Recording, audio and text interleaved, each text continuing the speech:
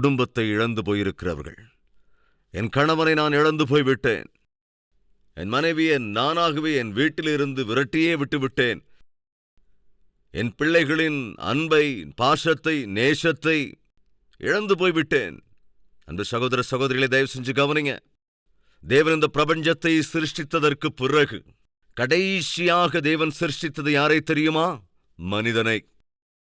அந்த மனிதன் தனிமையில் இருக்கக்கூடாது என்பதற்காக தான் சிருஷ்டித்த கடைசி சிருஷ்டி எதுவென்றால் ஏவாள். அவர்களை ஒரு குடும்பமாக உருவாக்கி இந்த உலகம் முழுவதையும் அவர்கள் கையிலே கொடுத்து ஆளுகை செய்து கொள்ளுங்கள் என்று அவர்களை ஆசீர்வதித்தார். இந்த குடும்ப உறவு என்பதே ஒருவேளை இந்த பூமியில் இல்லாமல் போயிருக்கும் என்றால் இந்த சிருஷ்டிக்கு ஒரு அர்த்தம் என்பது இருந்திருக்காது. குடும்பம்தான் இந்த பிரபஞ்சத்தினுடைய ஆதாரம் என்பதனால் சாத்தான் என்ன செய்கின்றான்? அந்த குடும்பத்தையே குலைத்து போட்டுவிட்டான். குடும்ப உறவுகளை குலைத்து போட்டுவிட்டால், குடும்பத்தையே நாசம் பண்ணிவிட்டால், அப்பொழுது இந்த பிரபஞ்சத்திற்கே ஒரு மதிப்பில்லாமல் போய்விடும் என்பதுதான் சாத்தானின் சதித்திட்டம். எனவேதான் அநேக குடும்பங்களிலே இன்று சாத்தான் நுழைந்து இந்த குடும்பத்திலே நிம்மதி இல்லாமல், சமாதானம் இல்லாமல், சந்தோஷம் இல்லாமல் செய்து கொண்டிருக்கிறான். தாவீதுக்கு அன்று ஒரு பெரிய கேள்வி எழுந்தது. அது என்னவென்றால், என்னுடைய குடும்பமே ஏன் என்னை விட்டு விலக வேண்டும்? ஒருவேளை அப்படிப்பட்ட நிலைமையில் நீயும் இருப்பாயென்றால், தாயே, தந்தையே, உன் மகனை குறித்து, உன் மகளை குறித்து நீ அழுது கொண்டிருப்பாயென்றால், என் பிள்ளையின் குடும்பத்திலே ஏன் இப்படி நடக்க வேண்டும்?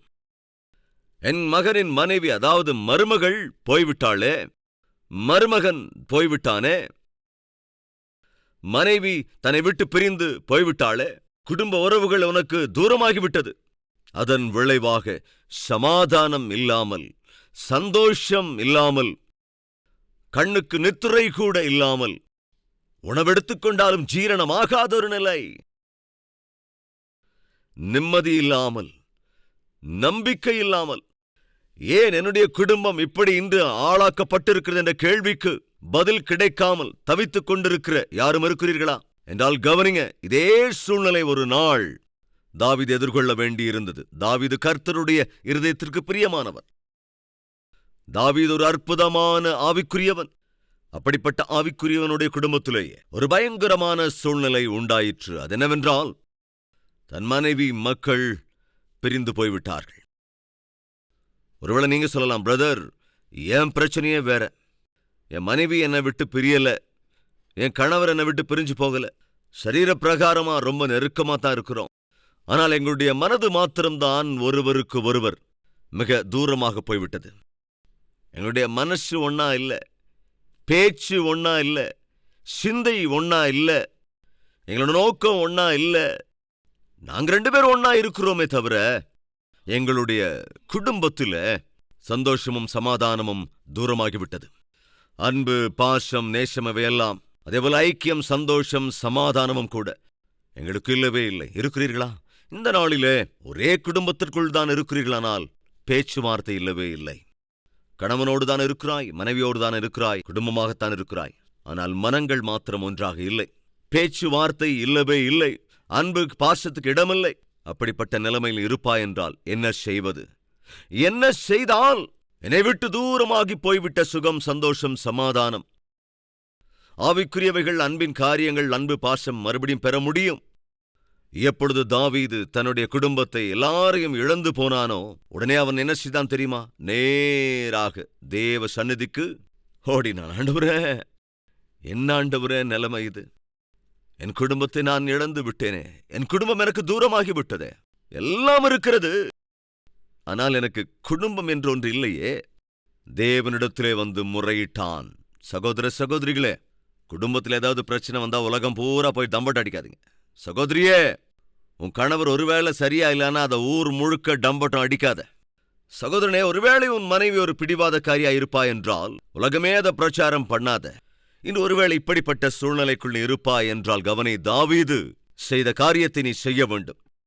தாவீது என்ன செய்தான்? தேவனிடத்திலே முறையிட்டான். ஆண்டவரே, தேவா, என்னவர்களை நான் இழந்து போய்விட்டேன், என் குடும்பம் எனக்கு தூரமாகி விட்டது, உன் மனைவி பிரிந்து விட்டாளா? உன் கணவன் உன்னை விட்டு பிரிந்து விட்டானா என்றால் என்ன செய்ய வேண்டும்? தேவ சந்நிதிக்கு வர வேண்டும். தாவீதுடைய வாழ்க்கையில இதே போன்ற பயங்கரமான சூழ்நிலை உண்டாயிற்று. சத்துரு தாவீதின் குடும்பத்தை தாவீதை விட்டு தூரமாக்கி கொண்டு போனான். தாவீதை போன்றோர் வாழ்க்கையிலேயே அப்பேற்பட்ட சூழ்நிலை உண்டாயிற்று. ஊழியம் செய்து கொண்டிருக்கிறாயா? சாத்தான் உன் குடும்பத்தின் மீது தாக்குதல் தொடுக்கலாம். ஊழிய காரியங்களில் இருக்கிறாயா? சாத்தான் கட்டாயம் உன் மீது தாக்குதலை தொடுக்க ஆரம்பிக்கலாம். சொசைட்டில வேல்யூஸோட, மரியாதையோட, மதிப்போடு கூட ஒரு ஆவிக்குரிய குடும்பமாக உன்னுடைய குடும்பம் இருக்கிறதா என்றால் சாத்தான் உன் குடும்பத்தின் மீது தாக்குதல் தொடுத்து உன் குடும்பத்தை குலைத்து போடுகிற முயற்சியில் ஈடுபடலாம், அல்லது ஆல்ரெடி செய்திருக்கலாம். துக்கத்தோடும் கூட, கலக்கத்தோடும் கூட சோர்ந்து போய் வாழ்வதை காட்டிலும் இன்று உன்னுடைய குடும்பத்திலே எவைகளை நீ இழந்து போயிருக்கிறாயோ அவைகளின் நிமித்தம் நீ ஆண்டவரிடத்திலே வந்து முறையிடுவாய் என்றால், என் ஆண்டவர் கட்டாயமாக நீ இழந்து போயிருக்கிற எல்லாவற்றையும் திரும்பவும் உனக்கு தருவதற்கு அவர் போதுமானவர்.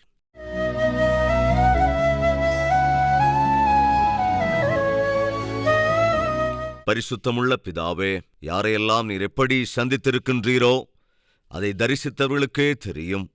விதைக்கப்பட்ட இந்த வார்த்தைகள் பலுகி பெருகி ஒவ்வொருவருடைய குடும்பங்களிலும் எதுவெல்லாம் இல்லாமல் இருக்கிறதோ, அன்பு, சமாதானம், சந்தோஷம், ஐக்கியம், பந்தம், பாசம், இவைகளில்லாமல் இருக்குமானால் தாவீது எப்படி உம்மிடத்திலே முறையிட்டு எல்லாவற்றையும் திரும்ப பெற்றுக்கொண்டானோ அதேபோல இப்பொழுதும் முறையிடுகிற ஒவ்வொருவருடைய ஜெபத்தையும் நீர் கேட்டு குடும்பத்திலே ஐக்கியத்தையும், கணவன் மனைவிக்கிடையே சமாதானத்தையும், தாய் தகப்பன் பிள்ளைகளுக்கு மத்தியிலே அன்பையும் பாசத்தையும் ஆண்டவரே அருளி செய்யுங்க ராஜா. பிரிந்து போன குடும்பங்களை ஒன்றிணைக்க வேண்டும் என்றும் இயேசுவின் நாமத்தில் வேண்டிக் கொள்கிறோம் பிதாவே. ஆமென்.